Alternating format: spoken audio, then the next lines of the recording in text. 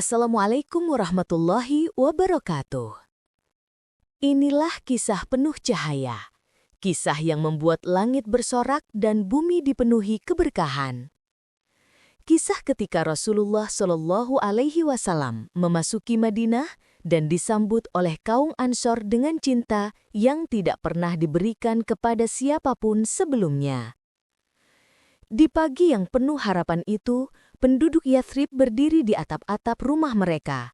Mata mereka menatap jauh ke arah jalan dari Quba. Setiap hari mereka menunggu, setiap hari mereka menengadahkan tangan, berharap hari itu adalah hari kedatangan Rasulullah Shallallahu Alaihi Wasallam.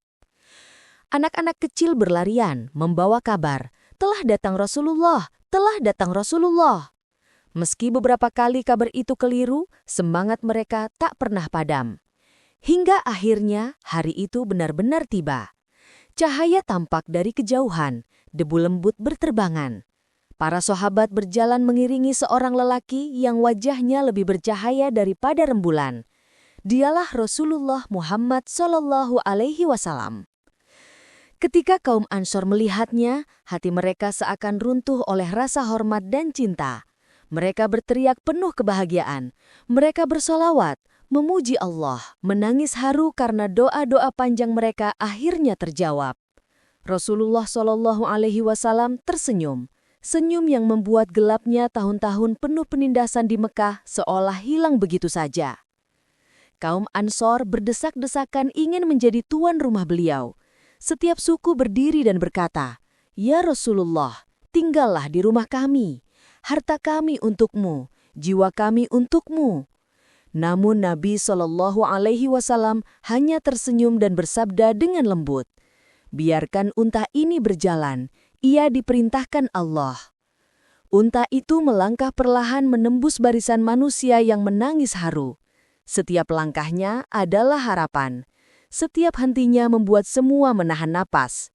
Hingga akhirnya, unta itu duduk di sebuah tanah milik dua anak yatim dari Bani Najjar. Di sanalah nanti akan berdiri bangunan termulia, Masjid Nabawi. Kaum Ansor semakin bersukacita. Mereka tak hanya menyambut dengan tangan, tapi juga dengan hati. Allah memuji mereka dalam Al-Quran, Al-Hasyr 9. Mereka mencintai orang-orang yang berhijrah kepada mereka. Dan mereka mendahulukan orang lain atas diri mereka sendiri meski mereka dalam kekurangan. Ansar bukan hanya menyambut Nabi, mereka menyambut cahaya yang akan mengubah dunia. Para wanita naik ke atap rumah dan melantunkan bait-bait yang sangat terkenal hingga hari ini. Tala'a al-badru alaina. Telah terbit bulan purnama di atas kami. Mereka memuji Nabi Shallallahu Alaihi Wasallam bukan hanya sebagai pemimpin, tapi sebagai rahmat yang dinanti oleh jiwa-jiwa yang haus kebenaran. Rasulullah Shallallahu Alaihi Wasallam berhenti di rumah Abu Ayyub Al-Ansori. Abu Ayyub menangis bahagia sampai ia dan istrinya tidak bisa tidur malam itu, takut suara sandal mereka mengganggu Nabi. Hubungan Muhajirin dan Ansor pun terjalin dalam persaudaraan. Nabi Shallallahu Alaihi Wasallam mempersaudarakan mereka bukan hanya secara lahir, tapi juga batin.